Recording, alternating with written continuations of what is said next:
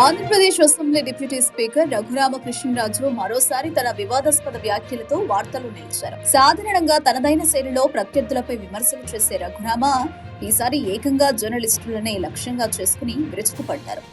ఈ క్రమంలో ఆయన వాడిన భాష, చేసిన విమర్శలు నాగరిక సమాజం తలదించుకునేలా ఉన్నాయనే విమర్శలు వినిపిస్తున్నాయి. ఒక సందర్భంలో మాట్లాడుతూ తనడో లేదా తన పార్టీని విమర్శించే జర్నలిస్టులపై రఘురామకృష్ణరాజు తీవ్ర స్థాయిలో ధ్వజమెత్తారు.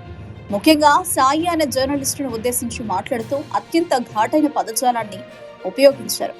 జర్నలిస్టులను ఉద్దేశించి బ్రోకర్ నా కొడుకు, పిచ్చ నా కొడుకుల్లారా వంటి బూతు పదాలతో విరుచుకుపడ్డారు. జర్నలిస్టులు వారి కులంలో చెడపుట్టారు అంటూ కులపరమైన వ్యాఖ్యలు చేయడం వివాదాస్పదమైంది. వైసీపీ సాక్షి యాజమాన్యం నుంచి సదరు జర్నలిస్టులకు పేమెంట్లు అందుతున్నాయని, అందుకే వారు టీడీపీని తిడుతున్నారని ఆయన ఆరోపించారు. డిప్యూటీ స్పీకర్ పదవి అనేది అత్యంత గౌరవప్రదమైనది.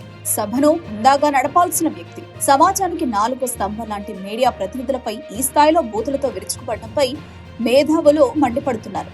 విమర్శలుంటే రాజకీయంగా ఎదుర్కోవాలి, కానీ ఇలా వ్యక్తిగత దోషణలకు దిగడం ఒక డిప్యూటీ స్పీకర్ స్థాయికి తగదని పలువురు అభిప్రాయపడుతున్నారు. రఘురామ వ్యాఖ్యలపై జర్నలిస్టు సంఘాలు తీవ్రంగా స్పందిస్తున్నాయి. జర్నలిస్టులను కించపరిచేలా మాట్లాడడం ప్రెస్ ఫ్రీడమ్ పై దాడి చేయడమేనని వారు వాదిస్తున్నారు. తక్షణమే ఆయన తన వ్యాఖ్యలను వెనక్కి తీసుకుని క్షమాపణ చెప్పాలని డిమాండ్ చేస్తున్నారు. రాజకీయాల్లో విమర్శలు, ప్రతి విమర్శలు సహజం.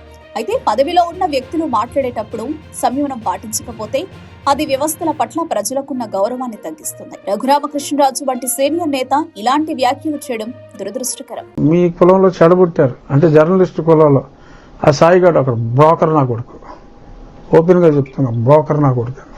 రే సాయి, నీకు ఆవిడ దీతో స్టార్ట్ అవుతుంది ఆ ఛానల్ పూర్తి పేరు, కింద ఏదో చిన్న అక్షరాలు రాస్తాడు ఆడు. అదే పనిగా జగన్మోహన్ రెడ్డి బాక అలా కొంతమంది ఉన్నారు.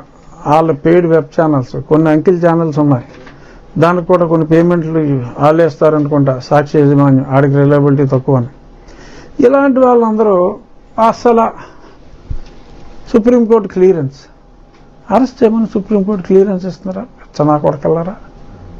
సారీ, రాజ్యాంగబద్ధ పదవిలో ఉన్న కొంతమందికి అర్థమయ్యే భాషలో మాట్లాడాల్సి వస్తుంది.